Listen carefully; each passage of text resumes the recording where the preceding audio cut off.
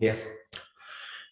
ये जो थ्योरी है, ये थ्योरी बताता है कि इस थ्योरी के according there is 10 factor which motivate the people. 10 factor है जो आदमी को मोटिवेट करता है। वो 10 फैक्टर क्या क्या है? वो 10 फैक्टर है, सबसे पहला फैक्टर है उसके अंदर कि हमारा आता है हर्ट्जबर्ग थ्योरी में मोटिवेशन में टेक्निकल सुपरवाइजर। टेक्निकल सुपरविजन क्या होता है? सुपरविजन अगर हमारा साइट पे अच्छा है, अगर हमारा सुपरविजन साइट के ऊपर अच्छा है, तो क्या होगा, वर्कर के अंदर कॉन्फिडेंस आएगा। जो भी एम्प्लॉय है जो काम कर रहा है, उसके एसोसिएटेड एम्प्लॉय है, उसके अंदर कॉन्फिडेंस आएगा कि हमारा सुपरवाइजर अच्छा है। इट मीन्स दैट कोई भी एक्सीडेंट, कोई भी इंसिडेंट होने से ये क्या होगा, हमको बचा देगा। इसलिए बोलते हैं कि supervision supervision is very very important. कोई भी काम होगा तो विदाउट सुपरवाइजर वर्क नहीं होगा। So for every work, even a small work, supervisor is mandatory, compulsory, वहां पर सुपरवाइजर होना ही चाहिए। तो टेक्निकल सुपरविजन मतलब ये होता है कि अगर कोई टेक्निकल सुपरविजन, अगर हम सुपरविजन को और बेटर क्वालिटी प्रोवाइड कर सके, अच्छा अच्छा सुपरविजन दे सके, जैसे कोई क्वालिफाइड सुपरवाइजर हो, एक्सपीरियंस सुपरवाइजर हो, तो क्या होगा, हमारा हजार्ड क्या होगा, हजार्ड ऑलरेडी हमारा क्या हो जाएगा, कंट्रोल हो जाएगा। क्योंकि टोटल डिपेंड करता है नॉलेज ऑफ सुपरवाइजर, सुपरवाइजर पे। सुपरवाइजर के नॉलेज के ऊपर डिपेंडेंट है कि सुपरवाइजर का नॉलेज कैसा है। मान लो अगर हम कहीं पे हेवी लिफ्टिंग का काम करा रहे हैं कंपनी के अंदर, समझो ऑयल एंड गैस में बड़ा बड़ा जो है क्या होता है, बहुत बड़ा बड़ा जो है ना कॉलम के ऊपर से निकलता है हमारा बहुत सारा इक्विपमेंट्स रहता है। जैसे एक हो गया हीट एक्सचेंजर जो 8 से 10 टन का होता है। अगर हम इसको हेवी लिफ्टिंग का काम करें, वहां पर हमारा जो सुपरवाइजर है, वो टेक्निकल सुपरवाइजर जो है ना, बहुत स्ट्रांग है, बहुत नॉलेजेबल है, एक्सपीरियंस है, और काम का बहुत साल से उसको जो है ना ये काम कराया है, तो क्या होगा, एक्सीडेंट के चांसेस बहुत कम हो जाएगा। अगर कोई नया सुपरवाइजर होगा, न्यू सुपरवाइजर अगर अपॉइंट करते हैं जिसको काम का एक्सपीरियंस नहीं है, नॉलेज नहीं है, तो इससे क्या हो सकता है, इससे एक्सीडेंट होने के चांसेस हो सकता है। तो टेक्निकल सुपरविजन क्या होता है, ये वेरी वेरी इंपॉर्टेंट। काम में हम लोग क्या करेंगे, टेक्निकल सुपरविजन हम लोग देखते हैं कि हमारा सुपरवाइजर जो है कॉम्पिटेंट है कि नहीं है। दूसरा आता है कि कंपनीज पॉलिसी एंड एडमिनिस्ट्रेशन। ये दूसरा फैक्टर है कंपनी पॉलिसी। कंपनी पॉलिसी क्या है, हम बताएं कि कंपनी का जो पॉलिसी हेल्थ एंड सेफ्टी को कैसे जो है मॉनिटर करता है और कैसे रेगुलेट करता है, हेल्थ एंड सेफ्टी को लेकर कितना सीरियस है। अगर कंपनी का पॉलिसी है जो हेल्थ एंड सेफ्टी को लेकर बहुत सीरियस है, जैसे लास्ट टाइम रिलायंस का हम बताया था, क्यों क्या बोलता है कि वो बोलता है कि हमारा सेफ्टी जो है ना, safety is more important in our production, यानी प्रोडक्शन से ज्यादा इंपॉर्टेंट लोगों का सेफ्टी है। इस तरह का अगर कमिटमेंट होता है कंपनी का पॉलिसी के अंदर, इस तरह का कमिटमेंट होता है कि सेफ्टी हमारे लिए बहुत इंपॉर्टेंट है, और वो इस तरह का जो है ना एक्शन लेता है, सेफ्टी को लेकर के सीरियस रहता है, तो क्या होता है कि इससे क्या होता है कि हमारा एम्प्लॉय मोटिवेट होता है कि हमारी कंपनी में सेफ्टी का स्टैंडर्ड बहुत अच्छा है। बहुत सारी कंपनी में जाओगे जिसमें बताया कि सेफ्टी का कोई स्टैंडर्ड नहीं है, मतलब सेफ्टी है ही नहीं, सेफ्टी फॉलो ही नहीं होता है। जिस कंपनी में सेफ्टी फॉलो नहीं होता, सेफ्टी का स्टैंडर्ड नहीं है, उस कंपनी में क्या होगा, उस कंपनी में प्रॉब्लम ये होगा कि एम्प्लॉय क्या होगा, मोटिवेटेड नहीं रहेंगे। वो हमेशा जो है ना अपना अपना जो है ना अपने आप को देखेंगे कि हम वेदर आई एम सेफ और नॉट, उनको हमेशा डर बना हुआ रहेगा कि हम जहाँ काम करें वो सेफ है कि नहीं। ठीक है, इसलिए पॉलिसी और एडमिनिस्ट्रेशन, जो उसका एडमिनिस्ट्रेशन डिपार्टमेंट है, वो सेफ्टी को लेकर के सीरियस होना जरूरी है। ये दूसरा फैक्टर है। तीसरा है कि interpersonal relationship with the supervisor. कोई वर्कर है या को वर्कर है सुपरवाइजर के साथ, उसका सुपरवाइजर के साथ इंटरपर्सनल रिलेशन, इंटरपर्सनल काम के दौरान जो अपना रिलेशन होता है, एक दोस्ताना होता है, कंपनी में जो रिलेशन होता है, समझे, जिससे वो एक दूसरे के साथ जो है ना अपना काम को शेयर करता है, अपने आइडियाज को, अपने नॉलेज को शेयर करता है, या उससे कुछ लर्न करता है, उससे सीखता है। इस तरह का अगर रिलेशन अच्छा नहीं रहेगा उसका, इंटरपर्सनल रिलेशन सुपरवाइजर के साथ, तो ये क्या होगा, ये फैक्टर भी क्या करता है, ये फैक्टर भी वो एम्प्लॉय को डीमोटिवेट करता है। अगर रिलेशन अच्छा है तो वर्कर जो है क्या होगा, मोटिवेटेड होगा, वर्कर मोटिवेटेड होगा। और रिलेशन अच्छा नहीं होगा तो क्या हो जाएगा, डीमोटिवेटेड होगा, मतलब क्या होगा, उसको काम में मन नहीं लगेगा। जैसे आपका आपका अगर सुपरवाइजर के साथ रिलेशन अच्छा नहीं है तो क्या होगा, वो कुछ काम के लिए ऑर्डर देगा, उसका और काम को आप सीरियस नहीं लोगे, और अगर वो कोई काम कहेगा तो आप इरिटेट होगे। इस तरह से इंटरपर्सनल रिलेशन है ना, ये फैक्टर है जो एम्प्लॉय के सेफ्टी को इफेक्ट करता है। इसके बाद है कि inter person relationship with the peers. Peers क्या होता है, इंटरपर्सनल रिलेशंस। कंपनी के अंदर जो आपका जो है, जो भी आपका पीयर्स है, समझो कि मिडिल लेवल का हो या सीनियर लेवल का हो, जो जो काम के एक्सपीरियंस लोग हैं, उनके साथ का आपका एक्सपीरियंस, उनके साथ आपका रिलेशन कैसा है, वो भी बहुत बड़ा फैक्टर है। क्या होता है इसके अंदर, समझो आपका कंपनी के मैनेजर है या कंपनी का सीनियर ऑफिसर है, ठीक है, या सीनियर इंजीनियर है, वो अगर किसी वर्कर के पास या किसी सुपरवाइजर के पास आकर के उसका पीठ थपथपाता है, बोलता है वेल डन, बहुत अच्छा काम कर रहे हो, कीप डूइंग, अच्छा ऐसे ही करते रहो, तुम्हारा काम बहुत अच्छा, हमको पसंद बहुत अच्छा है, तो क्या हो जाएगा वो, मोटिवेशन से भर जाएगा, वो मोटिवेशन से फुल हो जाएगा कि हमको अप्रिसिएशन मिला है, हमको जो है ना पीयर्स की तरफ से, सीनियर की तरफ से हमको अप्रिसिएशन मिला है। तो इससे क्या होगा, ये सीनियर का रवैया जो है ना वर्कर के लिए और जूनियर्स के लिए ऐसा होना चाहिए कि हमेशा उसको मोटिवेट करना चाहिए, हमेशा उसको अप्रिशिएट करते रहना चाहिए, उसके काम को अप्रिशिएट करते रहना चाहिए। इससे क्या होगा कि एम्प्लॉय के अंदर, जो काम करने वाला वर्कर है, उसके अंदर ये होगा कि उसके अंदर है ना अपने अंदर कॉन्फिडेंस डेवलप होगा, और उसके अंदर जो है ना, उसके अंदर मोटिवेशन इस तरह आ जाएगा कि वो हर ऑर्डर को भरेगा, सीरियस होकर के काम करेगा। Interpersonal relation with the sub coordinate. अब हम जानते हैं कि हमारा सुपरवाइजर के साथ रिलेशन अच्छा है, पीएर्स के साथ रिलेशन है, जो सीनियर, सब कोऑर्डिनेट मतलब कि हम साथ में काम करने वाला कोऑर्डिनेटर हो गया। जैसे आप एक कंपनी में काम करो, आपका कोई कोऑर्डिनेटर है जो आपको कोऑर्डिनेट करता है, यानी कि आपको मैसेज पहुंचाता है सीनियर लेवल से, आपके साथ दूसरे सीनियर लेवल का जो है ना, जो भी आपका रिक्वायरमेंट है वो फुलफिल करता है। इस तरह के कोऑर्डिनेटर होता है या सब कोऑर्डिनेट होता है, उनके साथ भी आपका रिलेशन अच्छा होना चाहिए। मतलब वर्क प्लेस पे जो भी लोग आपके साथ जुड़े हुए हैं, वर्क प्लेस पे जो भी जुड़े हुए हैं, ग्राउंड लेवल से लेकर के सीनियर लेवल तक, सबके साथ अगर आपका इंटरपर्सनल रिलेशनशिप अच्छा रहा तो क्या हो जाएगा, ये बहुत इंपॉर्टेंट फैक्टर, ये फैक्टर क्या करता है, आदमी को मोटिवेट करता है, ये फैक्टर्स। क्योंकि हम जानते हैं कि हमारा क्या है, एक साइकोलॉजिकल फैक्टर है कि कोई हमारी तारीफ कर देता है, कोई हमारा जो है ना हमारे साथ सिंपेथी अगर बता जाहिर करता है, कोई तारीफ करता है, तो क्या करते हैं, उसके साथ बाउंड हो जाते हैं, उसके साथ और अच्छा क्लोज रिलेशन आ जाता है। क्योंकि जो है ना एवरीबडी वांट्स, एवरी, हर आदमी चाहता है कि हमारी कुछ ना कुछ हमको तारीफ करे, हमारे काम की कोई देखे, लुक आफ्ट करे कोई हमारे वर्क को। तो इस तरह ये फैक्टर्स हैं जिसकी वजह से आदमी को मोटिवेशन मिलता है। 6 नंबर फैक्टर जो है वो है सैलरी। एम्प्लॉय के साथ, एम्प्लॉय में कंपनी के अंदर लोग बहुत अच्छा से बिहेव कर रहे हैं, बहुत अच्छा के साथ उसको रिस्पेक्ट दिया जा रहा, उसके साथ अच्छा कोऑर्डिनेशन बन रहा, मगर उसकी सैलरी बहुत कम है, अगर सैलरी कंसिडरेबल नहीं है जिससे उसका गुजारा सही नहीं हो पा रहा, तो वो मोटिवेटेड कभी नहीं होगा, वो डीमोटिवेट हो जाएगा। क्योंकि देखेगा कि अरे यहाँ तो काम कर रहे हैं मगर इससे हमारा खर्चा नहीं चल रहा, हमारा घर नहीं चल रहा, या हमारी जरूरत पूरा नहीं हो रहा, तो इसकी वजह से क्या करेगा, वो मोटिवेट नहीं होगा, डीमोटिवेट हो जाएगा। तो salary is very very important factor. अगर किसी एम्प्लॉय को कंपनी अच्छा सैलरी देती है, उस सैलरी में देखता है कि हमको जो है ना दूसरी जितने जितने मेरे कॉम्पिटिटर है उससे थोड़ा अच्छा सैलरी मिल रहा, तो क्या हो जाएगा, वो बहुत मोटिवेट हो जाएगा और मोटिवेशन के साथ पूरे एनर्जी के साथ काम करेगा।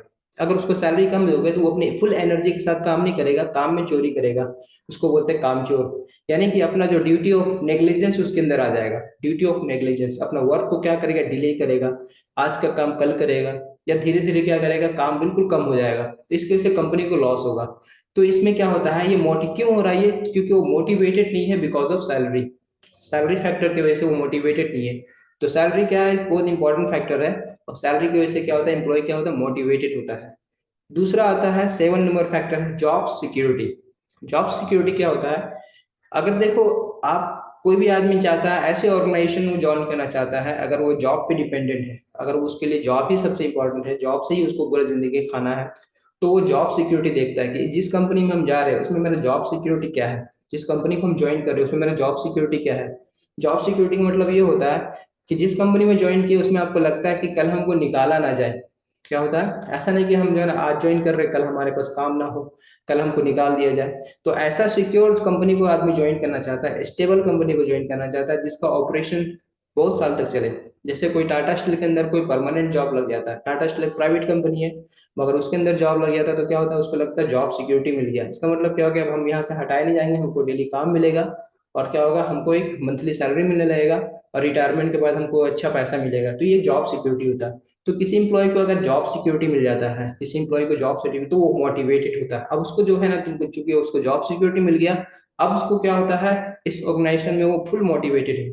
मोटिवेटेड मतलब क्या, उसको जो भी काम मिलेगा उसको बहुत ऑनेस्टली के साथ करेगा, अच्छा से करेगा वो। ठीक है।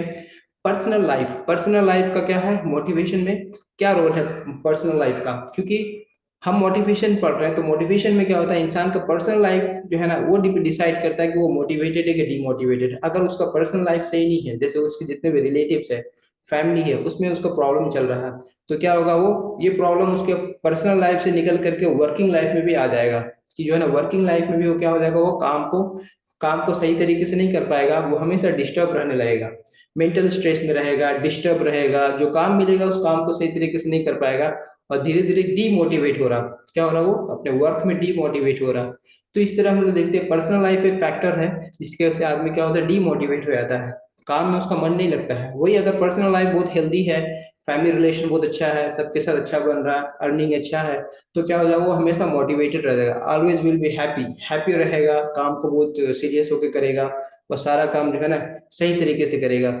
और वही फैमिली प्रॉब्लम होगा, कोई पर्सनल लाइफ में इश्यूज हो जाएगा, तो सारा काम उसका खराब होने लगेगा। वर्क कंडीशन, वर्क कंडीशन क्या है, कोई आदमी को चाहते हैं कि वर्क में हमारा साइड पे अगर मोटिवेट रहे, तो इसके लिए हमको क्या होगा, वर्क कंडीशन को अच्छा देना होगा। अगर हम ऐसा वर्क कंडीशन प्रोवाइड करते हैं, उस वर्क कंडीशन में देख रहे हैं कि जो है ना एम्प्लॉय के लिए हेल्थ खतरे में है, अगर एम्प्लॉय को मालूम चल जाए कि यहाँ हम काम कर रहे हैं, यहाँ मेरा हेल्थ हैजार्ड है, इससे हमको ये बीमारी हो जाएगा, वो हो जाएगा, तो क्या करेगा, वहां पे जाने से बचेगा।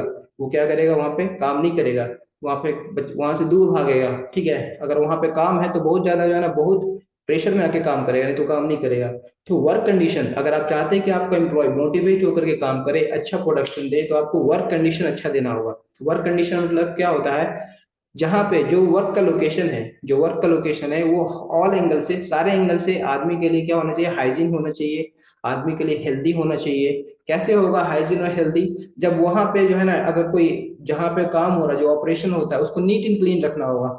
नीट एंड क्लीन रखने मतलब वहां पे किसी किस्म का डस्टी एनवायरनमेंट नहीं होना चाहिए, केमिकल का कोई खतरा नहीं होना चाहिए, और जो है ना हाउस कीपिंग अच्छा होना चाहिए, मतलब कोई भी सामान उसको सही जगह पे रखा हुआ है, बायोलॉजिकल हजार्ड नहीं होना चाहिए, कोई स्मेल वगैरह नहीं आना चाहिए, वॉशरूम टॉयलेट सब क्लीन होना चाहिए, जहाँ आदमी कैंटीन है वो सारा चीज क्लीन होना चाहिए, हाइजीन होना चाहिए। इस तरह के अगर वो कंडीशन देते हैं प्लांट के अंदर, तो क्या होगा, वो उसको मन लगेगा वहां पे काम करने का। अगर तुम उसको गंदा करके रखते हो वर्क प्लेस को, वहां पे देखोगे आपका हाउस कीपिंग सही नहीं है, आपका जो है ना सामान इधर उधर फेंका हुआ है, जिससे मक्खी वगैरह घूम रहा है, सड़ा हुआ चीज फेंका हुआ है, तो इस तरह क्या होगा, वर्क कंडीशन डर्टी हो गया। आपका वर्क कंडीशन डर्टी हो गया, आपका कैंटीन वगैरह क्लीन नहीं है, आपका वॉशरूम क्लीन नहीं है, समझा, जो आपका जो है ना वेलफेयर फैसिलिटीज जितना भी है वो सब अपना क्लीन नहीं है, प्लस आपका वर्क कंडीशन है वो उस पे जो है ना आपका सामान बिखरा हुआ है, वहाँ पे आपका क्या हो गया, हाउसकीपिंग प्रॉपर नहीं है।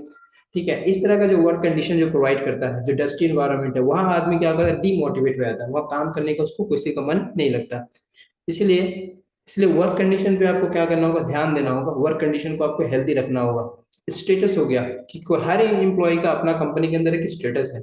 हर एम्प्लॉय, आज छोटा छोटा आदमी भी अपना एक स्टेटस मेंटेन करता है, बोलता है मेरा ये स्टेटस है। तो अगर आप जो है ना उसके स्टेटस से लो लेवल में काम करोगे, उसको लो करोगे, तो क्या हो जाएगा, वो डिमोटिवेट हो जाएगा। इसके लिए क्या करते हैं, देखो कंपनी के अंदर आप एग्जांपल देते हैं, एक झाड़ू मारने का काम है, ठीक है, कंपनी के अंदर नीट एंड क्लीन रखने का, तो क्या करता, पहले क्या होता था कि स्वीपर आता था जो झाड़ू मारता था। तो झाड़ू मारने वाले को क्या लगता था कि ये काम बहुत छोटा काम है, हम जो है ना इस काम को करेंगे तो हमारे समाज में क्या हो जाएगा, हमारा वैल्यू बिल्कुल कम हो जाएगा, कि ये तो झाड़ू मारता कंपनी में। तो कंपनी ने क्या किया उसके लिए, एक गाड़ी ला दिया, अब गाड़ी में बैठ करके झाड़ू हो रहा, गाड़ी में क्या करे, एक शक करता है, वो डस्ट को क्या करता है, गाड़ी शक कर लेता है, खींच लेता है अपने अंदर मशीन के अंदर, और फिर जाकर दूसरी जगह डंप कर देता है। अब उसको क्या हो जाएगा, ये गाड़ी को चलाने में शर्म नहीं आ रहा उसको। क्यों नहीं आ रहा, क्योंकि वो क्या हो गया, वो स्टेटस उसका चेंज हो गया, अब वो जॉब नहीं रहा। वो जॉब जैसे उसका स्टेटस में इमेज पे इफेक्ट आ रहा था, वो जॉब खत्म हो गया।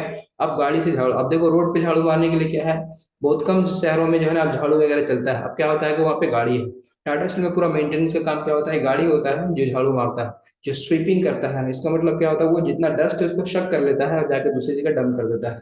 तो इस तरह के जॉब स्टेटस भी बहुत इंपॉर्टेंट है। आदमी को जो जॉब स्टेटस होता है, उससे क्या होता है, वो मोटिवेट होता है, डीमोटिवेट होता है।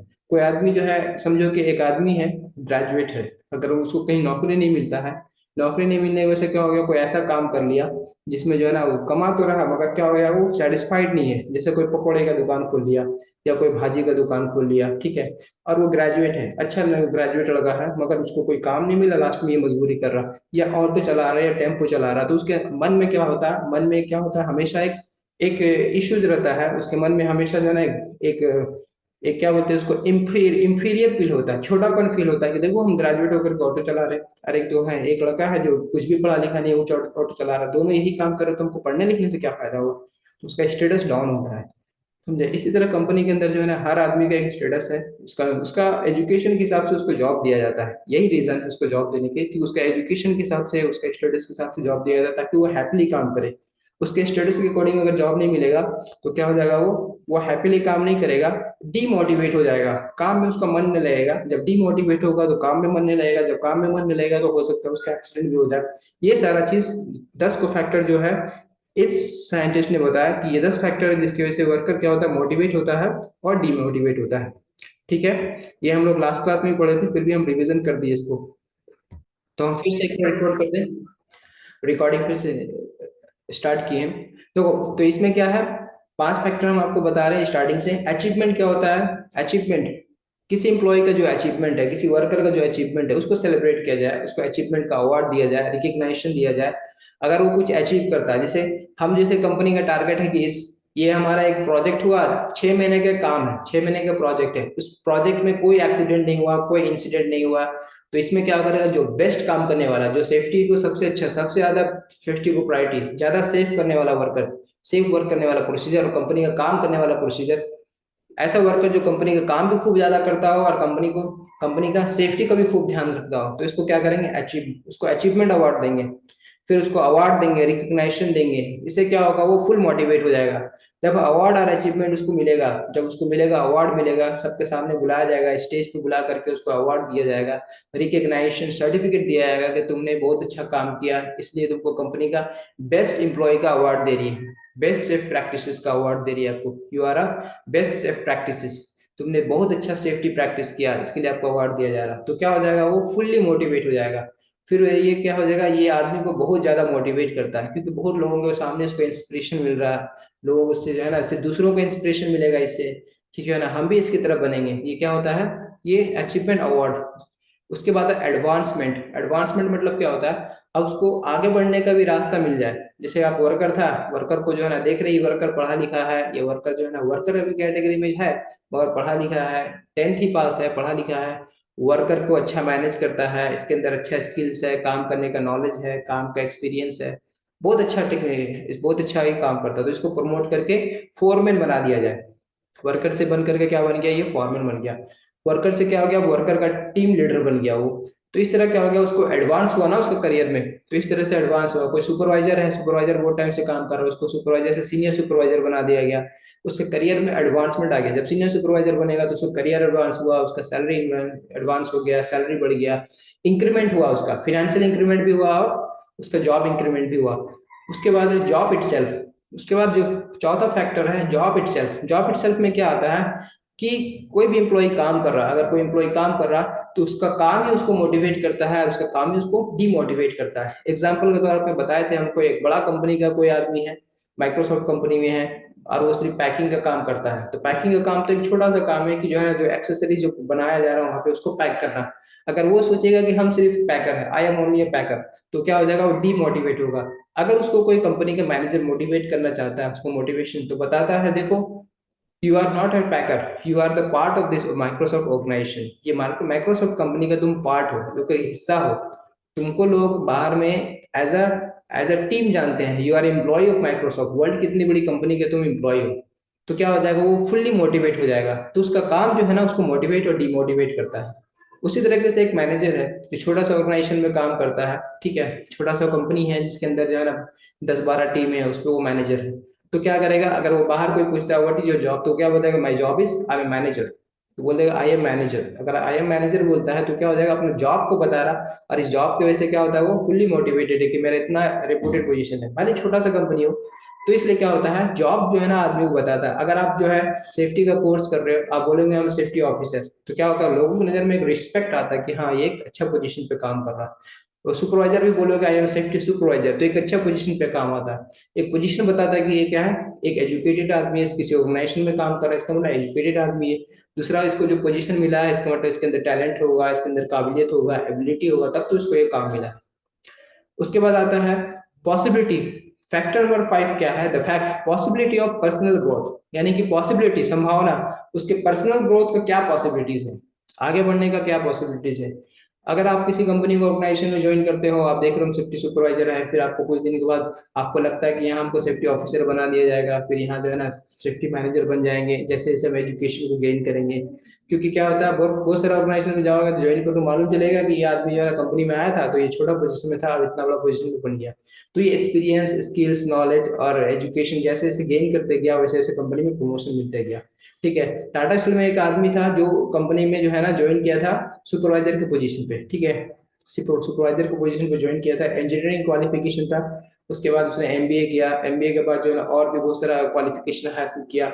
ऐसे कैसे क्वालिफिकेशन हासिल करते गया, उसके बाद जो है सुपरवाइजर से बन गया इंजीनियर, इंजीनियर से मैनेजर, मैनेजर से चेयर में यहाँ तक चला गया। फिर देखिए आप जो प्लांट का जो है ना वाइस चांसलर होता है वहां तक चले गया, बोल के उस प्लांट का सबसे सीनियर पोजीशन तक चला गया। तो कैसे चला गया उस पोजीशन तक, वो हर एग्जाम को, हर जो है ना बैरियर को उसको पार करता गया। मतलब कि अपना स्किल्स को, अपना नॉलेज को, अपना एक्सपीरियंस को बढ़ाते गया, बढ़ाते बढ़ाते उस सीनियर लेवल तक पहुंच गया। तो इस तरह क्या होता है, अगर पॉसिबिलिटी ऑफ ग्रोथ हो तो आदमी हाईली मोटिवेट होगा, अपना एनर्जी लेवल से ज्यादा काम करेगा। ठीक है, अगर पॉसिबिलिटी ऑफ ग्रोथ नहीं रहेगा किसी ऑर्गेनाइजेशन में, अगर काम करने का देखता है कि हम जिंदगी भर वर्कर ही बने रहेंगे, हम जिंदगी भर जो है ना सुपरवाइजर ही बने रहेंगे, तो फिर वो डिमोटिवेट हो जाता है और वो जो है ना अपना पूरा 100% उस काम में नहीं देता है। तो ये हमारा पॉसिबिलिटी ऑफ पर्सनल ग्रोथ बहुत बड़ा फैक्टर है जिसकी वजह से आदमी मोटिवेशन होता है, मोटिवेट होता है।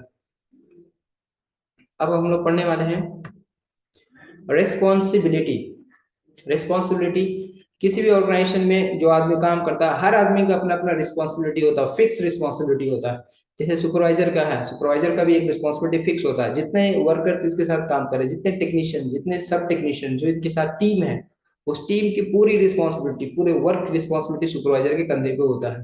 तो अगर काम का रिस्पॉन्सिबिलिटी, अगर रिस्पॉन्सिबिलिटी हम वर्कर को किसी भी एम्प्लॉय को रिस्पॉन्सिबिलिटी हम इतना देते हैं कि वो जो है ना हैप्पीली और आसानी से उसको पूरा कर सके, रिस्पॉन्सिबिलिटी उसके कंधे पे इतना, उसकी जिम्मेदारी इतना तय करते हैं कि वो आराम से कर सके, तो मोटिवेट होकर के काम करता है। अगर उसके ऊपर वर्कलोड ज्यादा कर देंगे, बोल देंगे आपको यार आपको इतना काम करना होगा, वो देखेगा ये तो मेरा काम से, मेरा एबिलिटी से बाहर है, इतना काम कैसे करेंगे, तो डीमोटिवेट हो जाएगा। मतलब कि जितना उसको काम करने का जो इसका एबिलिटी है उससे भी कम काम करेगा वो, क्योंकि वो उसके ऊपर प्रेशर ज्यादा रहेगा। तो ये होता है कि रिस्पॉन्सिबिलिटी, किसी भी इंसान की एक्चुअल रिस्पॉन्सिबिलिटी फिक्स करनी चाहिए। अगर हम एक्चुअल रिस्पॉन्सिबिलिटी फिक्स करते हैं उसके एबिलिटी के अकॉर्डिंग, उसका जो है ना उसका रिच आउट कैपेसिटी के हिसाब से जितना कर सकता है उसके हिसाब से अगर हम दे देंगे तो मोटिवेटेड होकर काम करेगा। अगर उससे बहुत ज्यादा वर्कलोड दे देंगे उसके ऊपर तो वो क्या डीमोटिवेट हो जाएगा, फिर आपका जो है ना जो एक्चुअल परफॉर्मेंस है उसका एबिलिटी से भी कम होगा। ये हमारा बताता है रिस्पॉन्सिबिलिटी। ठीक है, तो ये स्लाइड कंप्लीट हो गया। इसमें आपको कुछ पूछना है हम आपको अनम्यूट कर दे रहे हैं और रिकॉर्डिंग को भी पॉज कर दे रहे हैं।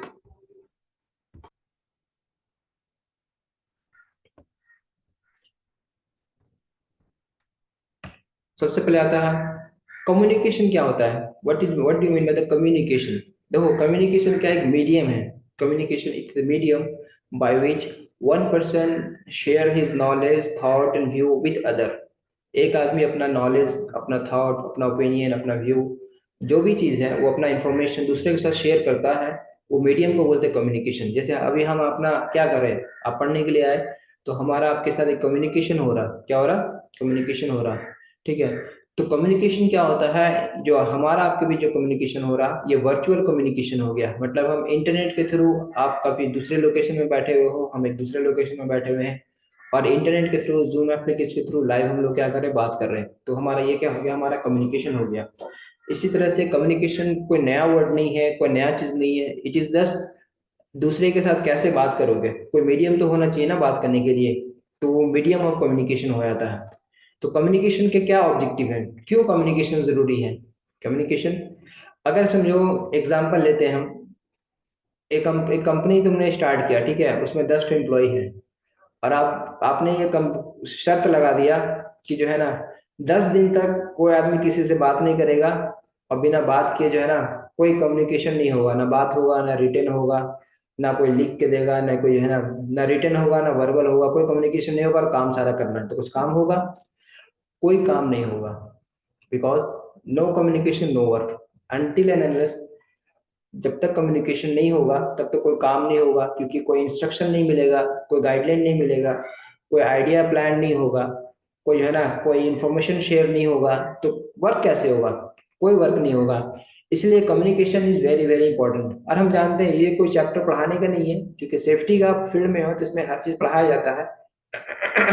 ठीक है, इसलिए कम्युनिकेशन को भी यहाँ पढ़ाया जा रहा है। तो ऑब्जेक्टिव क्या होता है, मकसद क्या है कम्युनिकेशन का, क्यों कम्युनिकेशन पढ़ाया जा रहा है, क्या ऑब्जेक्टिव है कंपनी के अंदर कम्युनिकेशन क्या है। देखो बहुत सारा रीजन है, बहुत सारा ऑब्जेक्टिव है कम्युनिकेशन का। पहला है कम्युनिकेशन क्यों रहता है, सबसे पहले हम कम्युनिकेशन क्यों कर रहे हैं, ऑब्जेक्टिव हमारा सेफ्टी वाला का कम्युनिकेशन क्यों इंपॉर्टेंट है। पहला इंपॉर्टेंट है कि मोटिवेशन के लिए, for motivation, cooperation and job satisfaction, तीन चीज के लिए कम्युनिकेशन सबसे पहले जरूरी है। मोटिवेशन के लिए, अगर किसी एम्प्लॉय को आप मोटिवेट करना चाह रहे हो, कोई आप देख रहे हो कोई आदमी जो है ना सेफ्टी को सीरियस नहीं ले रहा, कोई आदमी देख रहा है सेफ्टी के साथ काम नहीं कर पा रहा, आपको उसको मोटिवेशन की जरूरत है। तो मोटिवेशन थ्योरम पढ़ा चुके हैं हम, तो आपके पास थ्योरम है, आपके पास मोटिवेशन का सारा टेक्निक पता है, कैसे हमको मोटिवेट करना है, प्यार से कैसे मोटिवेशन देना है, थ्रेटन धमकी कैसे देना है, कैसे पावर यूज करना है, सारा आपको पता है। कम्युनिकेशन के चैप्टर में सब पढ़ चुके हैं कौन कौन सा थ्योरम है मोटिवेशन का। अब उसको मोटिवेट करना है तो आपको क्या करना होगा, आपका कम्युनिकेशन होने से, बिना कम्युनिकेशन के तो मोटिवेशन नहीं होगा। ठीक है। दूसरा है कि कॉपरेशन, मोटिवेशन के लिए कम्युनिकेशन जरूरी है, कॉपरेशन के लिए आपस का म्यूचुअल का, जैसे हमारा आपका कंपनी के अंदर जो कॉपरेशन होगा, कैसे एक दूसरे को कॉपरेट करेंगे, कैसे एक दूसरे को सहयोग करेंगे, तो सहयोग के लिए भी हमारा क्या कम्युनिकेशन होना जरूरी है।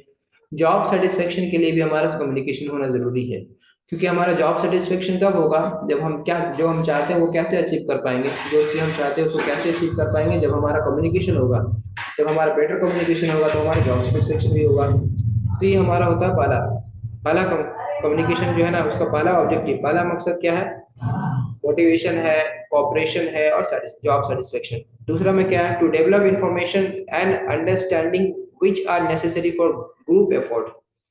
ठीक है। इंफॉर्मेशन डेवलप करने के लिए क्या होता है कम्युनिकेशन, इंफॉर्मेशन डेवलप करने का मतलब क्या होता है कि आप समझो कि किसी ऑर्गेनाइजेशन में आपको जो है ना कोई काम मिला है। ठीक है। आपको कोई काम मिला है तो आप काम अपने तक ही रखोगे, उसका नॉलेज, उसका इंफॉर्मेशन, उसका सारा चीज अपने तक ही रखोगे तो कैसे वो काम होगा, काम नहीं हो पाएगा। अगर हम आपको काम दे दिए, आपको ये काम है, तो उसको काम को आपको सबके साथ शेयर करना होगा, उसका इंफॉर्मेशन, उस काम का नॉलेज, उस काम का जो है ना एक्सपीरियंस, उस काम को क्या रिक्वायरमेंट है, वो सबके साथ शेयर करना होगा और सब लोग को उसको चीज को समझना होगा, तब ये काम होगा। ऐसे होता है ग्रुप एफर्ट। कंपनी के अंदर एक सिंगल आदमी को काम नहीं दिया जाता है, बल्कि ग्रुप वर्क होता है, टीम वर्क होता है, नो टीम नो वर्क। इसलिए अब छोटा सा भी काम है तो उसके लिए चार लोगों का टीम बनाते हैं। एक छोटा सा काम है उसके लिए चार लोगों का टीम बनाएंगे, उसमें एक सुपरवाइजर होगा। एक बड़ा काम है उसके लिए 100 आदमी का टीम बनेगा, सबका अलग अलग कैटेगराइजेशन किया जाएगा। तो ग्रुप एफर्ट, अगर हम चाहते हैं कि ग्रुप हमारा इसका हो, तो कम्युनिकेशन, सब पहले बैठ करके प्लानिंग करेंगे, प्लानिंग कैसे होगा, कम्युनिकेशन होगा। तो क्या होगा, प्लानिंग करेंगे कैसे करना है, उसका फिक्स करेंगे, हम लोग टारगेट फिक्स करेंगे क्या क्या काम करना है इसके अंदर, रिस्पॉन्सिबिलिटी फिक्स करेंगे कौन कौन ये काम करेगा, किसका क्या जिम्मेदारी होगा, अकाउंटेबिलिटी फिक्स करेंगे कौन किस चीज का जवाबदेह होगा, अगर ये चीज खराब हुआ तो हम इससे पूछेंगे, जवाबदेही फिक्स करेंगे, प्लान फिक्स करेंगे हम लोग कि कैसे कैसे एग्जीक्यूशन प्लान कैसे होगा, कौन सा काम पहले करेंगे कौन सा काम बाद में करेंगे, प्रायोरिटी फिक्स करेंगे सबका। ठीक है। उसके बाद हम लोग ट्रैकिंग करेंगे हमारा काम कितना डेली हो रहा, कितना हम पीछे जा रहे हैं, कौन सा काम छूट जा रहा है, फिर जो छूटा फिर प्लान करेंगे कि छूटा हुआ काम को कैसे करेंगे। इस तरह से कम्युनिकेशन होता है। तो communication is required in every step, her step में हमको कम्युनिकेशन चाहिए। तो इसलिए बोलते हैं इंफॉर्मेशन डेवलप करने के लिए understanding which necessary for the group effort, which are necessary, group effort के लिए क्या चीज जरूरत है, सब चीज के लिए। तो कम्युनिकेशन क्या है, पहला चीज क्या हो गया, मोटिवेशन के लिए हमको कम्युनिकेशन चाहिए, कॉपरेशन के लिए चाहिए, जॉब सेटिस्फेक्शन चाहिए। दूसरा है कि डेवलप द इन्फॉर्मेशन, हम चाहते हैं कि अपना इन्फॉर्मेशन सबकी जगह डेवलप कर सके, सबके बीच में हम अपना इन्फॉर्मेशन पास कर सके, हमको जो काम का नॉलेज है उसका साथ शेयर कर सके ताकि काम हो जाए। अगर आप इन्फॉर्मेशन अपने पास ही रखोगे तो दूसरा वाला इन्फॉर्मेशन नहीं हो, काम नहीं कर पाएगा, क्योंकि काम करने के लिए इन्फॉर्मेशन होनी चाहिए। ठीक है।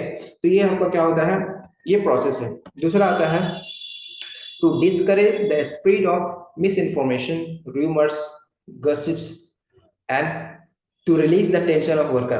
ये कम्युनिकेशन के लिए इंपॉर्टेंट पार्ट है। क्या आता है, discourage the spread of miss information. अगर कोई कंपनी के अंदर गलत इंफॉर्मेशन फैल गया है, तो स्प्रेड मतलब क्या होता है, फैलना, फैलना, SPREAD, स्प्रेड मतलब फैलना। डिस्करेज कम करने के लिए, अगर कोई मिस इन्फॉर्मेशन कंपनी के अंदर फैल गया है, तो मिस इन्फॉर्मेशन क्या करेगा, आप कंपनी के प्रोडक्शन को रोक देगा, आपका जो है ना मेहनत बेकार हो जाएगा। ठीक है। इसलिए आपको डिस इन्फॉर्मेशन जो है ना, जो गलत इन्फॉर्मेशन है, मिस इन्फॉर्मेशन जो आपको मिल गया, गलत इन्फॉर्मेशन मिल गया, उसको खत्म करना होगा। कैसे खत्म करोगे, सही इन्फॉर्मेशन दे करके, सही इन्फॉर्मेशन दे करके। ठीक है। जैसे अगर इंडिया में कोई जो है ना कोई महामारी का गलत इन्फॉर्मेशन दे दे कि जो है ना यहाँ पे ये क्या हो गया, एक महामारी आ गया है जिसकी वजह से बहुत सारे लोग मर रहे हैं, बहुत सारे लोग बीमार पड़ रहे हैं, ये बहुत तेजी से फैल रहा है, पूरा आदमी पैनिक हो जाएगा, पूरा इंडिया का आदमी क्या हो जाएगा, डर जाएगा, घबरा जाएगा। ये क्या होगा, बाद में मालूम चलेगा क्या होगा कि ये क्या है ना, ये मिस इन्फॉर्मेशन था, गलत इन्फॉर्मेशन था, जो ना जो कुछ साजिश के तहत लोगों को डराने के लिए भेज दिया गया। तो आदमी तब क्या होगा, तब आदमी जो है ना बचेगा। सो तब वो जो है ना, जो पैनिक हो गया था, वो डर गया था, वो नॉर्मल कंडीशन में आएगा कि हाँ अरे डरने की जरूरत नहीं है, ये सारा चीज तो है ना फेक इन्फॉर्मेशन था, ये तो क्या हो गया, रॉन्ग इन्फॉर्मेशन था। तो रॉन्ग इन्फॉर्मेशन, मिस इन्फॉर्मेशन को राइट इन्फॉर्मेशन से रिप्लेस करना होगा, इसके लिए कम्युनिकेशन चाहिए। जैसे अगर कोई चीज पता है ना कि अगर महामारी का गलत इन्फॉर्मेशन फैल गया, मीडिया वाला खूब इसको फैला दिया, गांव देहात में सब लोगों ने न्यूज सुन लिया, सब डर गए। अब मीडिया के थ्रू आपको सही इन्फॉर्मेशन फैलाना होगा, बोलना होगा पुराना जो इन्फॉर्मेशन शेयर किए थे वो सब गलत था, इसका जांच पड़ताल आ गया है, इसका जो है ना हम लोग इसका दे दी। इसलिए क्या होता है, जो टीवी चैनल है, जो भी जो है ना media of communication, TV channel क्या है, ये मीडिया ऑफ कम्युनिकेशन है, कि एक मैसेज को पास करने का जरिया है, कि अरबों लोगों तक, देश की पूरी जनता तक अगर कोई मैसेज को पास करना है तो मीडिया के थ्रू, क्योंकि हर लोग मीडिया को देख रहे हैं, हर लोग टेलीविजन देख रहे हैं, हर लोग न्यूज़पेपर पढ़ रहे हैं, हर लोग न्यूज़ को एक्सेस कर रहे हैं हर जगह। तो इसकी वजह से जो मैसेज मीडिया तरफ से मिलेगा वो उसके साथ पहुंच जाएगा। इसलिए मीडिया को कंट्रोल किया जाता है कि मीडिया से कोई रॉन्ग इन्फॉर्मेशन ना जाए पब्लिक में, मीडिया से कोई गलत इन्फॉर्मेशन ना जाए। क्योंकि अगर जो मीडिया को कंट्रोल कर रहा है, मतलब मीडिया से क्या होगा, पब्लिक को कंट्रोल कर रहा है, रॉन्ग इन्फॉर्मेशन चला जाएगा तो पूरे देश के अंदर रॉन्ग इन्फॉर्मेशन फैल जाएगा। तो इसलिए बोलते हैं इसका काम क्या है, कम्युनिकेशन का। कम्युनिकेशन का यहाँ रोल है, जो मिस इन्फॉर्मेशन फैल चुका है दैट उसको डिस्करेज करना। डिस्करेज मतलब कम करना। जैसे हम क्या करते हैं, एक होता है इंकरेज, इंकरेज मतलब बढ़ाना, और डिस्करेज मतलब कम करना, घटाना। तो to discourage the spread of misinformation, जो गलत इन्फॉर्मेशन जो फैल गया है उसको कम करना। र्यूमर्स मतलब अफवाह, र्यूमर्स मतलब क्या होता है, अफवाह, बिल्कुल अफवाह को बोलते हैं र्यूमर्स। जैसे हम बता दिए कोई बीमारी जो है ना, एक बीमारी फैला हुआ है और जो है ना इससे इतने लोग मर रहे हैं, ये बीमारी पानी में फैला हुआ है, जो पानी पी रहा है ऐसा, तो क्या हो गया, अगर ये हम लोग बाद में क्या, ये क्या था, ये मिस इन्फॉर्मेशन नहीं था, ये र्यूमर्स था। मिस इन्फॉर्मेशन में क्या होता है, कोई इन्फॉर्मेशन है जिसमें कुछ गलती है, उसको बोलते हैं मिस इन्फॉर्मेशन। इन्फॉर्मेशन है, सही है और थोड़ा गलत भी मिला हुआ तो उसको बोले मिस इन्फॉर्मेशन, इसमें कुछ गलती है। रिमर्स मतलब पूरा गलत, पूरा गलत, समझे, पूरा गलत। तो बोलते हैं रिमर्स फैला हुआ है, तो रिमर्स को हटाने के लिए हमको कम्युनिकेशन अच्छा करना होगा। गॉसिप्स हो रहा है लोगों के अंदर आपस में, क्या होता है, एक दूसरे का क्या कर रहा है, एक दूसरे को बुला करके जो है ना बात को फैला रहा, उसको बोलते गॉसिप। बोलते हैं ना कि चुगली करना, पीछे पीछे बोलना, ठीक है, इस तरह के गॉसिप्स वगैरह है, उसको बंद करने के लिए उसके बाद क्या, to release the tension of worker, worker का जो टेंशन है उसको रिलीज करने के लिए। कैसे, मानते हैं कि कोई कोई रॉन्ग इन्फॉर्मेशन कंपनी के अंदर मिल गया, ठीक है, कि कंपनी जो है ना कल से अपना ऑपरेशन बंद करने वाली है, सारा वर्कर को अपना घर जाना होगा। ये एक टेंशन बढ़ गया वर्कर का, अरे कल मेरा जहाँ काम खत्म हो जाएगा। तो क्या होगा, वर्कर के क्या करेगा उसको, अब वर्कर सब के सब हेवी टेंशन में आ जाएगा, ठीक है। तो कंपनी को ये रॉन्ग इन्फॉर्मेशन, मिस इन्फॉर्मेशन को क्या करना होगा, जो रिमोट्स फैला हुआ, गलत चीज फैला हुआ, उसके लिए कंपनी को अनाउंसमेंट करना होगा हर जगह, जो है ना वर्कर को कम्युनिकेट करना होगा कि ऐसा चीज नहीं है, बल्कि हम तो किसी को नहीं निकाल रहे, ये र्यूमर्स है, ये बकवास है, ये फेक चीज है। तो वर्कर का टेंशन रिलीज होता है। इसी तरह कंपनी के अंदर वर्कर को जो है ना, कभी न कभी वर्कर का टेंशन हो जाता है कुछ ना कुछ मिस इन्फॉर्मेशन की वजह से, कुछ को गलत इन्फॉर्मेशन की वजह से वर्कर के अंदर टेंशन हो जाता है, वर्कर यूनिटी बन जाता है, वर्कर के अंदर यूनियन बन जाता है, यूनियन वाले जो है ना हड़ताल करने लगते हैं, और यूनियन वाले क्या करते हैं, काम को स्टॉप कर देते हैं, प्रोडक्शन रुक जाता है। ये सारा चीज एक्टिविटी होता है। तो इसमें वर्कर का क्यों कर रहे हैं साहब, क्योंकि वर्कर का टेंशन बना हुआ है, worker are feeling unsafe, worker unsafe महसूस कर रहा। इसके वजह से क्या कर रहा वो, इसके वजह से वो क्या कर रहा, वो प्रदर्शन कर रहा, प्रोटेस्ट कर रहा। तो इस चीज को रोकने के लिए क्या करना होगा, कम्युनिकेशन करना होगा। तो कम्युनिकेशन जब करेंगे हम, तो कम्युनिकेशन क्या करेगा, कम्युनिकेशन इस मिस इन्फॉर्मेशन को हटा देगा। नेक्स्ट आता है, to encourage ideas suggestion from sub coordinates for an improvement in the reduction in the action rate. To encourage idea, encourage मतलब क्या होगा, इंकरेज या इंक्रीज नहीं है, या इंकरेज। इंकरेज मतलब क्या होता है, दूसरे को शाबाशी देना, इंकरेज करना, यानी कि उसको प्रोत्साहन देना, उसको प्रशंसा करना, उसको है ना उसको ज्यादा उभारने की कोशिश करना। जैसे क्या कहता है कि जो हम बताते हैं कि गवर्नमेंट की तरफ से एक प्लान आया है कि इंकरेज करने के लिए एजुकेशन को, समझे, कि रूरल डेवलपमेंट के लिए, जो रूरल एरिया में रहते हैं, ठीक है, गांव देहात में रहते हैं, उसके उसको जो है ना, उसको पढ़ाने के लिए, उसका एजुकेशन को अच्छा करने के लिए, एजुकेशन को स्टैंडर्ड एजुकेशन पढ़ाने के लिए कि, तो क्या कर रहा है गवर्नमेंट, एक इंकरेज कर रहा है उसको, मतलब जो जो टीचर लगा हुआ है रूरल एरिया में पढ़ाने के लिए, उसको प्रोत्साहन देगा, कुछ इंसेंटिव मिलेगा, कुछ पैसा मिलेगा गवर्नमेंट की तरफ से, ताकि और अच्छे तरीके से पढ़ाए, ठीक है। तो इंकरेज आइडिया, आइडिया को बढ़ाने के लिए, जो आपके पास जो आइडिया है, जो इन्फॉर्मेशन है, उसको क्या करने के लिए, बढ़ाने के लिए कम्युनिकेशन चाहिए, सजेशन के लिए हमको कम्युनिकेशन चाहिए। बिना कम्युनिकेशन का सजेशन नहीं हो सकता है। कोऑर्डिनेशन के लिए अगर किसी के साथ कोऑर्डिनेट करना है, और reduction in accident rate and reduction and improvement in reduction in accident rate. अगर हम चाहते हैं कि हमारे एक्सीडेंट रेट में रिडक्शन हो, कमी हो, अगर हमारे कंपनी में अगर पिछले साल 10 एक्सीडेंट हुआ था, हम चाहते हैं इस साल हमारा एक भी एक्सीडेंट ना हो, तो हमको कम्युनिकेशन बहुत ज्यादा करना होगा लोगों के साथ। कम्युनिकेशन के थ्रू हमको इन्फॉर्मेशन पास करना होगा, कम्युनिकेशन के थ्रू सेफ्टी का अवेयरनेस क्रिएट करना होगा, कम्युनिकेशन के थ्रू सेफ्टी का जो है ना ट्रेनिंग पास करना होगा, ट्रेनिंग देना होगा। इस तरह से कम्युनिकेशन वेरी वेरी इंपॉर्टेंट है। ठीक है, तो ये सारा चीज हमारा इसमें था। नेक्स्ट आता है हमारा पढ़ने का, to improve the labour management relation. Why labour management relation क्यों आ रहा है यहाँ पे? लेबर मैनेजमेंट रिलेशन ये आ रहा है कि लेबर और मैनेजमेंट, लेबर क्या है, ये प्रोडक्शन डिपार्टमेंट है। लेबर क्या है, लेबर और लेबर का टीम हो गया, ये सब प्रोडक्शन डिपार्टमेंट, ये कंपनी का प्रोडक्शन बनाता है, ये कंपनी का प्रोडक्शन करता है। आप देखो कितना भी बड़ा बिल्डिंग हो, ठीक है, कितना भी बड़ा बिल्डिंग हो, जैसे बुर्ज खलीफा इतना बड़ा बिल्डिंग है, तो उसमें क्या हो गया, इसमें काम किसने किया, एक टीम वर्क हुआ, सारे लोगों ने काम किया, मगर एफर्ट किसका ज्यादा लगा, तो लेबर का ज्यादा एफर्ट लगा। फिजिकल वर्क किसका ज्यादा हुआ, तो लेबर का ज्यादा हुआ। ठीक है, उसको मैनेजिंग का काम सबसे ज्यादा कौन किया, था मैनेजमेंट किया। ठीक है, उसको डिजाइनिंग में, उसका इम्प्लीमेंटेशन में किसका कॉन्ट्रीब्यूशन है, तो इंजीनियर का कॉन्ट्रीब्यूशन है। तो वर्कर क्या होता है, वर्कर किसी ऑर्गेनाइजेशन का बैकबोन होता है। अगर वर्कर नहीं है तो काम कैसे होगा, इंजीनियर थोड़ी काम करेगा, मैनेजर काम नहीं करेगा, सुपरवाइजर काम नहीं करेगा, काम तो वर्कर को ही कराया जाता है। तो labour management relationship very very important.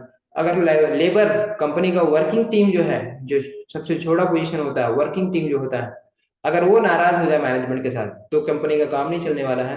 इसलिए क्या होता है, कम्युनिकेशन से हम क्या करते हैं, लेबर के बीच और मैनेजमेंट के बीच रिलेशन डेवलप करते हैं। जब मैनेजमेंट वाला पार्टी बार बार जाएगा वर्कर के बीच, बार बार जाएगा, रोजाना जाएगा, मैनेजमेंट की तरफ से कोई ना कोई, कभी कोई ना कोई मैनेजर जा रहा है, कोई सुपरवाइजर, कोई इंजीनियर, कंपनी का कोई सीनियर पोजीशन बार बार लेबर के पास जा रहा, बार बार जा रहा, डेली बात कर रहा, तो रिलेशन डेवलप हो जाएगा। बार बार जाने से क्या हो जाएगा, वर्कर के से पहचान हो जाएगा, जान पहचान, आप आपस का रिलेशन अच्छा हो जाएगा। कभी कोई कोई वर्कर दोस्त भी बन जाएगा, कभी कोई किसी वर्कर के साथ अच्छा रिलेशन बन जाएगा। ठीक है, तो वर्कर भी फील करेगा, अरे ये देखो ये हमको इंपॉर्टेंस देता है, ये बार बार मेरे पास आता है, मेरा काम पे ध्यान देता है, मेरा लुक आफ्टर करता है। तो इसलिए रिलेशन डेवलप होता है, कम्युनिकेशन के थ्रू हो रहा है। किसके थ्रू हो रहा है, कम्युनिकेशन के थ्रू।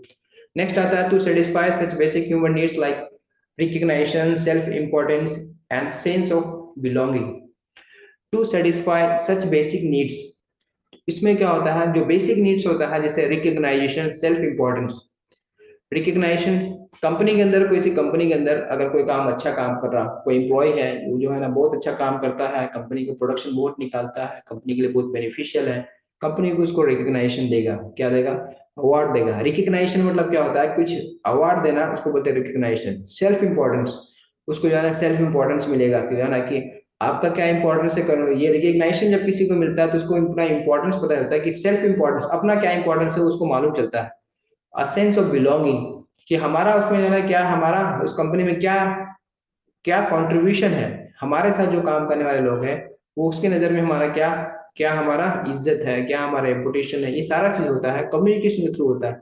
कम्युनिकेशन नहीं होगा तो ये सारी चीज बंद हो जाएगा। तो इसलिए कम्युनिकेशन जो है ना बहुत इंपॉर्टेंट, ये सारा फैक्टर जो है ना कम्युनिकेशन के हैं। To maintain social relationship among the human being.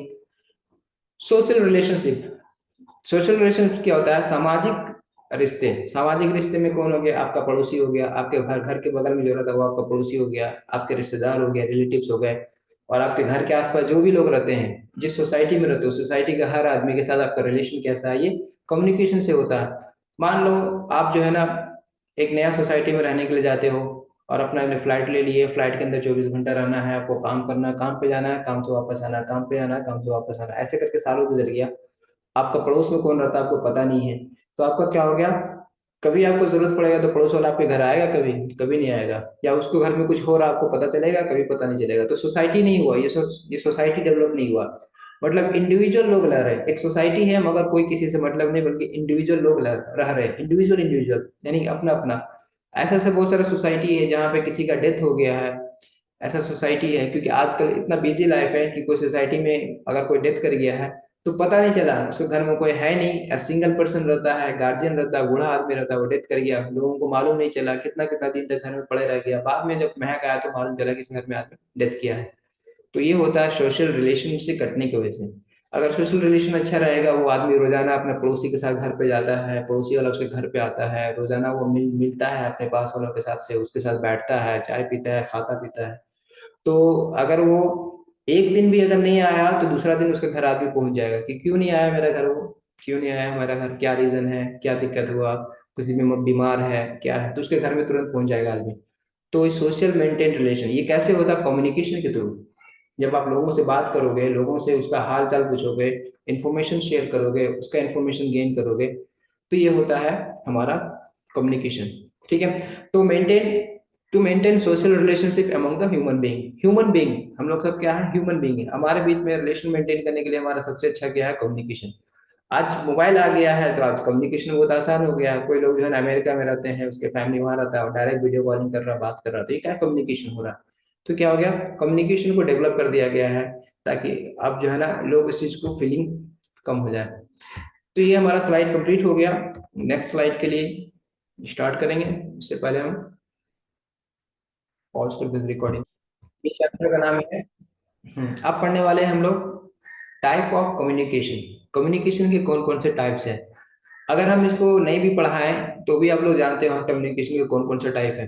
जैसे हम बता दें कौन कौन सा टाइप पढ़ा हुआ है। एक होता है फॉर्मल कम्युनिकेशन। फॉर्मल कम्युनिकेशन होता है, रिटन कम्युनिकेशन होता है, रिटन हो गया, ओरल हो गया।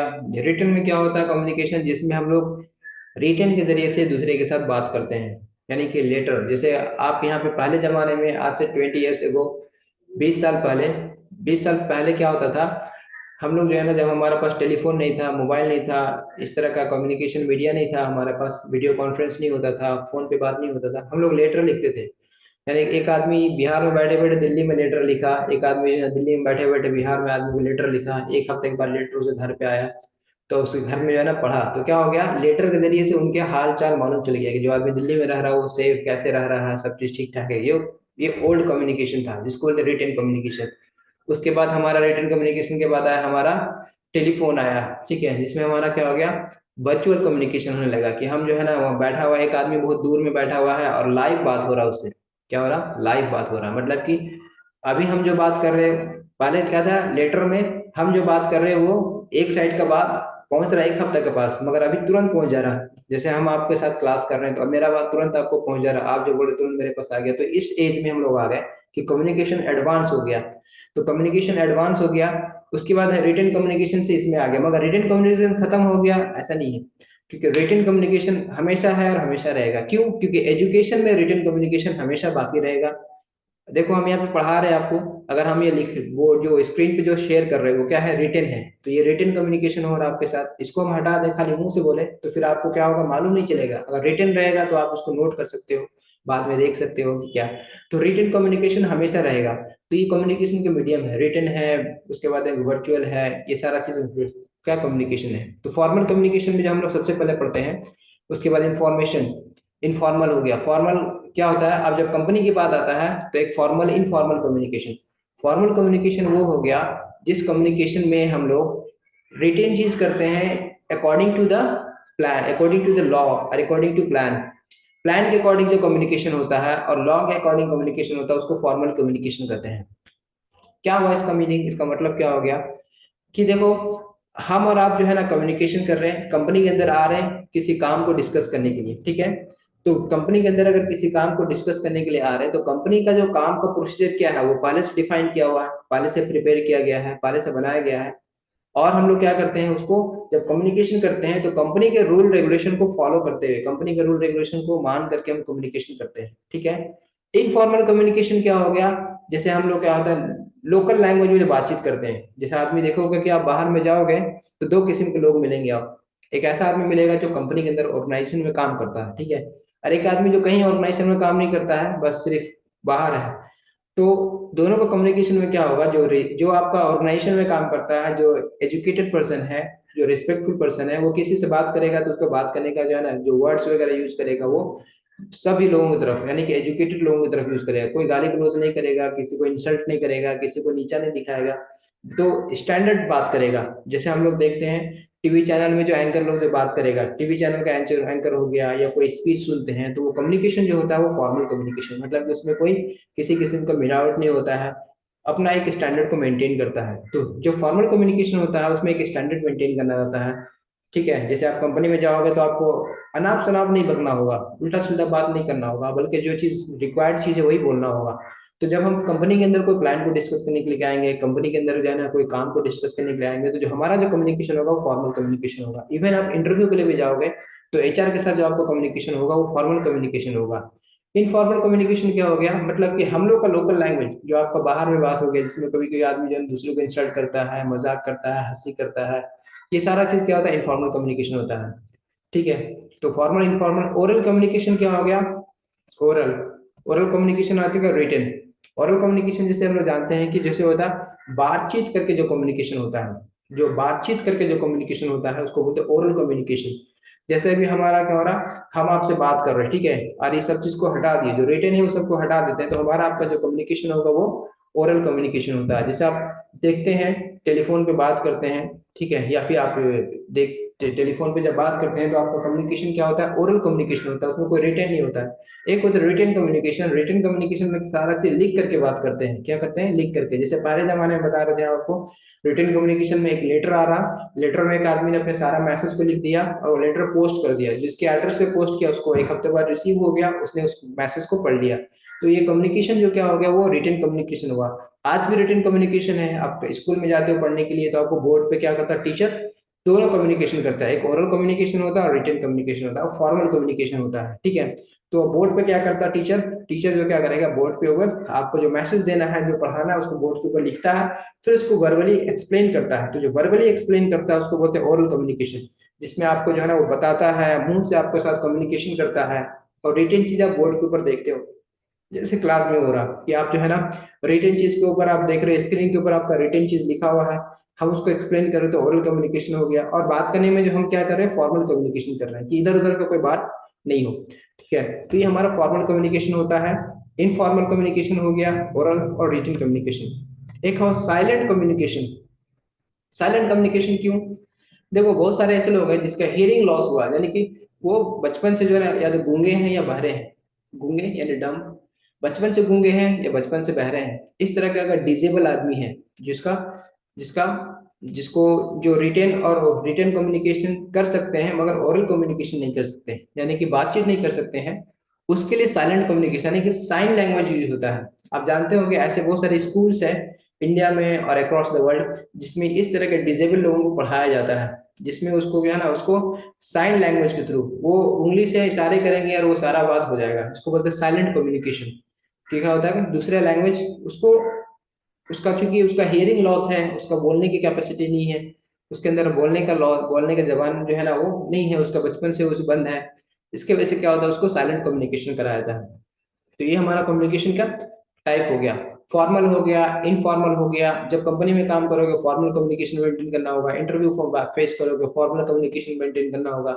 इनफॉर्मल कम्युनिकेशन जो हम लोग लोकल में जैसे बात करते हैं दोस्त के साथ, no respect, no much attention, उसके बाद जो है ना कभी कभी लोग अब्यूज कर देते हैं। तो इस तरह का जो भी हमारा लोकल लैंग्वेज है, लोकल स्लैंग है, लोकल वर्ड है, जो डर्टी भी है वो यूज कर लेते हैं, ये सारा इनफॉर्मल कम्युनिकेशन में आता है। तो फॉर्मल कम्युनिकेशन में ये सारे चीज को हटा करके एक जो है ना एजुकेटेड आदमी की तरफ बात करना है, जिसमें आपको जो है ना point to point, topic to topic discussion करना है, फुल रिस्पेक्ट के साथ डिस्कशन करना है, और जो है ना हमको सही वर्ड यूज करना है कम्युनिकेशन में, इसको बोलते हैं फॉर्मल कम्युनिकेशन। ऑरल कम्युनिकेशन में होता है कि हम किसी के साथ बात कर रहे हैं तो जो हमारा जो वॉइस से कम्युनिकेशन हो रहा, फेस टू फेस कम्युनिकेशन हो चाहे वॉइस से दूर से कम्युनिकेशन हो, उसको ओरल कम्युनिकेशन बोलते हैं।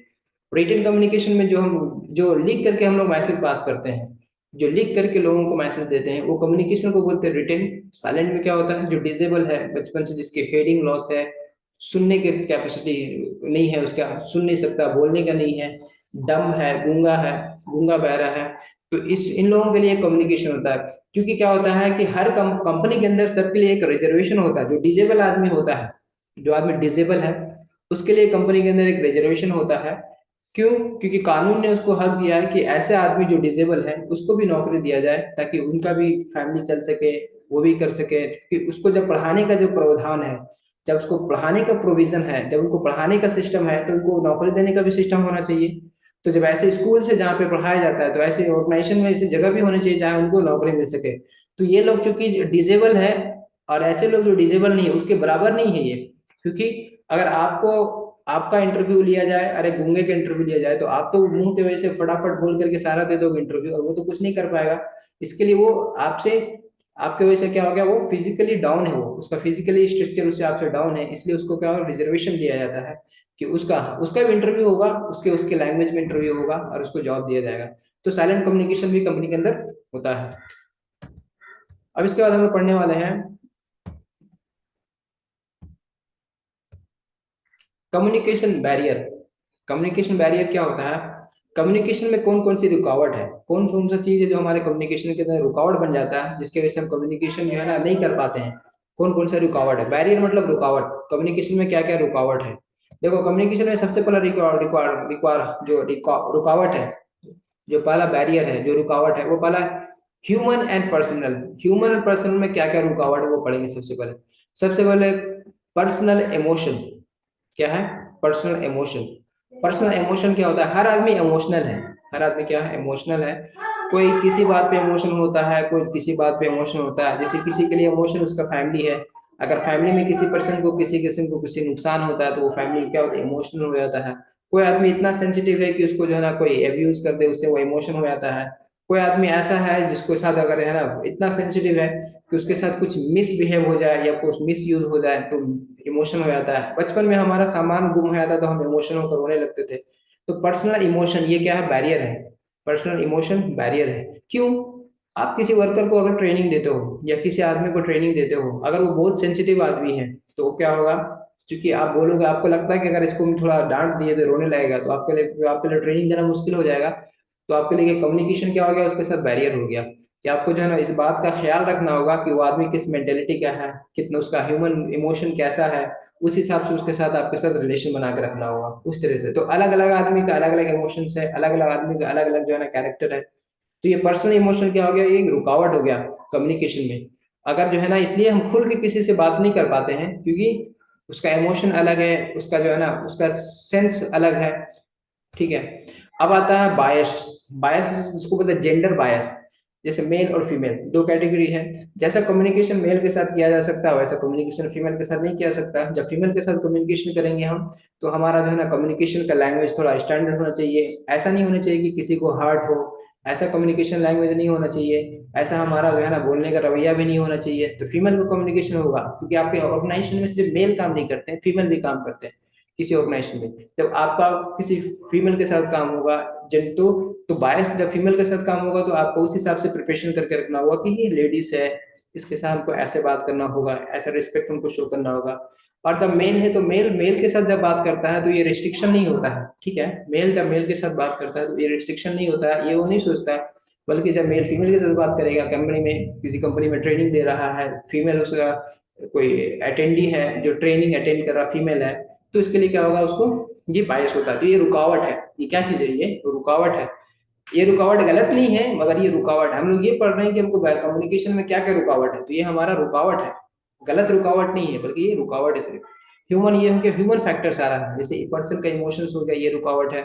बायस हो गया, मतलब कि जेंडर बायस होते हैं, जिसमें मेल फीमेल हो गया। उसके बाद देखिए मेंटल फॉल्टीज हो गया। मेंटल फॉल्टीज ये भी रुकावट है।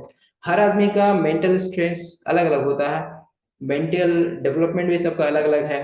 ठीक है। मेंटल स्टेटस सबका अलग अलग है। एक आदमी है जो मेंटली बहुत चिड़चिड़ा है, ठीक है, बहुत ज्यादा चिड़चिड़ा है, जिसको हम लोग बोलते हैं, गांव में बोलते हैं टीन की तरह है, तुरंत गर्म हो जाता है। अब उसके साथ आप मजाक करोगे तो तुरंत मारपीट पे आ जाएगा। एक आदमी जो है ना उतना ज्यादा नहीं है, बल्कि बहुत ही सहनशील है, बहुत सहनशील, बर्दाश्त करने वाला है, उसके साथ मजाक कर लो, बर्दाश्त कर लेगा वो। तो मेंटल स्टेटस हर आदमी का अलग अलग है, जिसको मेंटल फॉल्टीज बोलते हैं। अगर कोई मेंटली फॉल्ट है, मेंटली फॉल्टीज है ज्यादा, बहुत ज्यादा जो है ना इस तरह है कि उसको कोई चीज पसंद नहीं है, आपको बहुत जो है ना उसके साथ सिंसियर बन के रहना होगा। बहुत सिंसियर मतलब ऐसा आदमी जिसके साथ बिहेव करने में आपको बहुत सोचना होगा कि हम सही कैसे बिहेव करें इसके साथ। तो उसको बोलते हैं मेंटल फॉल्टीज। ऐसे भी कम्युनिकेशन में, जब आप कम्युनिकेशन में पढ़ोगे, जब किसी के कम्युनिकेशन होगा, किसी के साथ बात होगा, कंपनी के अंदर किसी के साथ ट्रेनिंग हो रहा है, तो किसी के साथ बात हो रहा है, किसी के साथ मीटिंग हो रहा, तो सब किस्म के लोग मिलेंगे। एक टेबल पे 10 आदमी बैठा हुआ, 10 का मेंटल स्टेटस अलग अलग है।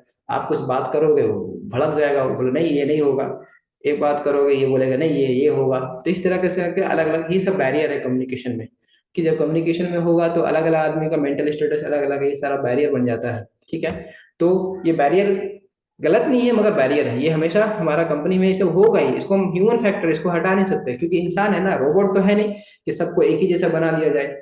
अगर रोबोट रहता तो हम प्रोग्राम करके सबको एक जैसा बना देते थे, मगर रोबोट तो है नहीं, they are human. So human है तो ह्यूमन का फीलिंग अलग अलग होगा, ह्यूमन होने की वजह से। तो ये सारा चीज हम लोग स्टडी कर रहे हैं कि बैरियर, ये सब बैरियर है। तो फिर बाद में पढ़ेंगे इसको ओवरकम कैसे करेंगे, यानी कि ये बैरियर है, इसको इससे हम कैसे आगे निकले कि हम ये बैरियर हमको रुकावट ना बने। तो एक जनरल से प्रोसेस होता है कि आपको है ना, अगर आपका कम्युनिकेशन होता है, इमोशन है, तो आप उसके हिसाब से इमोशन को कैटेगराइज कर लेना कि आदमी कैसा इमोशन है, इस हिसाब से बात करोगे। आपके सोसाइटी में बहुत सारे ऐसे लोग रहते हैं, आप जो जिसको कैटेगराइज करोगे इस कैटेगरी के हिसाब से, तो बहुत तरह का कैटेगरी निकल जाएगा। जैसे एक आदमी आपका दोस्त है, वो बहुत जल्दी पिनक जाता है, तो आप अपना सिंसियर होकर के उसके साथ बात करते हो। एक आदमी बहुत जो है उदार दिल का है, उसको साथ मजाक करो, उसके साथ थोड़ा कर लो कुछ भी, तो फिर वो फिर तुम्हारे साथ लग जाता है। अच्छा अच्छा है तो बर्दाश्त करने का कैपेबिलिटी है, उसके साथ तुम फ्री होकर के बात करते हो।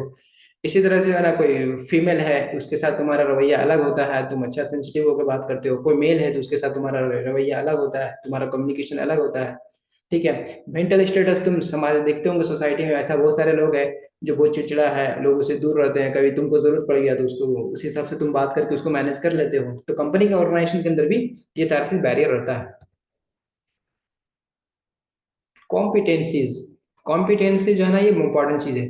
जैसे हम बता रहे हैं आपको, अगर हम यहाँ पे आपको ट्रेनिंग दे रहे हैं, ठीक है, तो आदमी का जो कॉम्पिटेंसी है, जो लेवल है कॉम्पिटेंसी, कॉम्पिटेंसी क्या चीज होता है। देखो, 4 फैक्टर है जिससे कॉम्पिटेंसी डेवलप होता है। पहला आता है एजुकेशन। ठीक है। एजुकेशन से उसका कॉम्पिटेंसी डेवलप होता है, उसके बाद उसका स्किल से डेवलप होता है। ठीक है।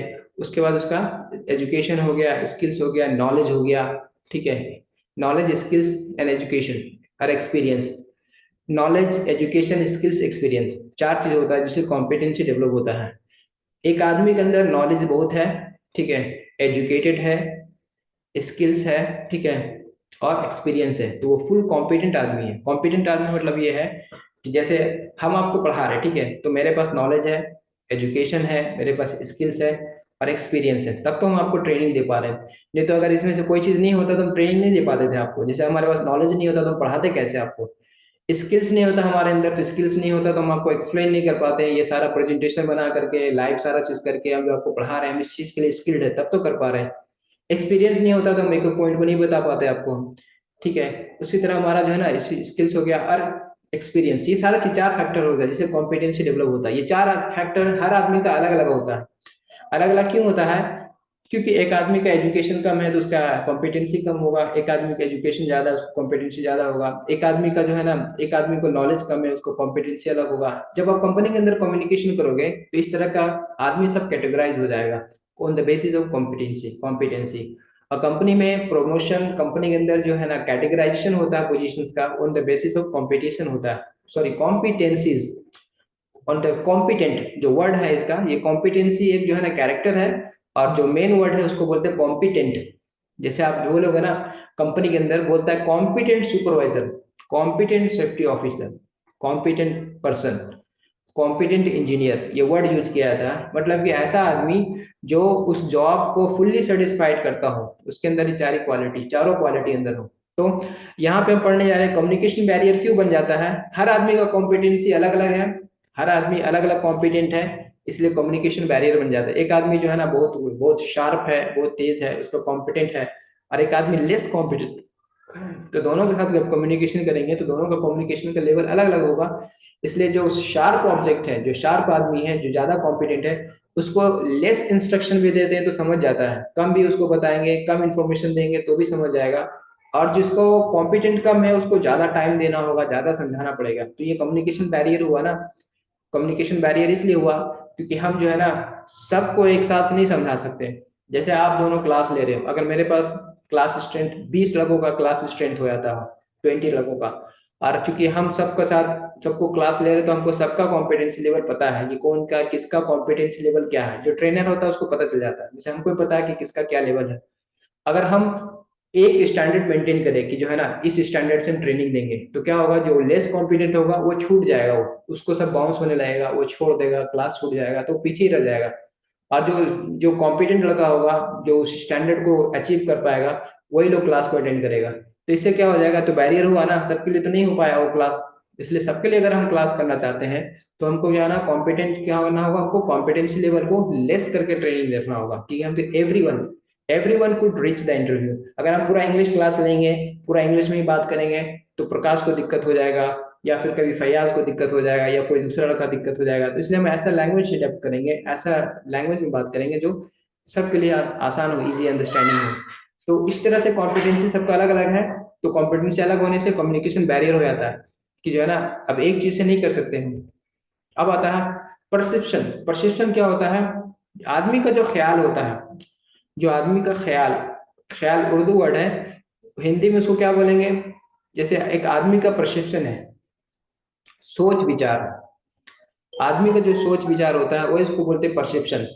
तो जो सोच विचार आदमी करता है उसी हिसाब से उसका डिपेंड करता है। अगर हम जो है ना कोई कम्युनिकेशन करते हैं, अगर आदमी का सोच अलग है, हर आदमी का अलग अलग सोच है, अलग अलग ध्यान है उसका, अगर हम जो है ना एक ही बात करते हैं तो सबके साथ अलग अलग रिएक्शन आता है। कोई आदमी उसके फेवर में वोटिंग करता है, कोई आदमी उसके अगेंस्ट में बोलता है। ये सब क्यों होता है, तो ये सब क्या होगा, कम्युनिकेशन का बैरियर है। ठीक है, तो ये हम लोग क्या पढ़े, कम्युनिकेशन बैरियर पढ़े, और इसके पहले हम लोग क्लास किए वो हम लोग पढ़े टाइप्स ऑफ कम्युनिकेशन। ये सारा चीज हो गया, समझ में आता होगा आप लोगों को। हम्म,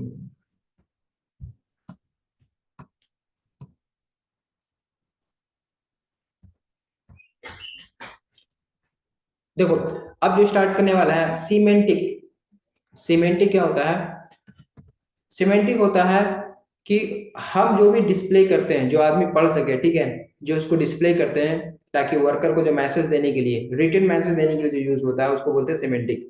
तो रिटन मैसेज कैसे देते हैं, ठीक है, उसको हम लोग आगे पढ़ेंगे। पिछले का जो है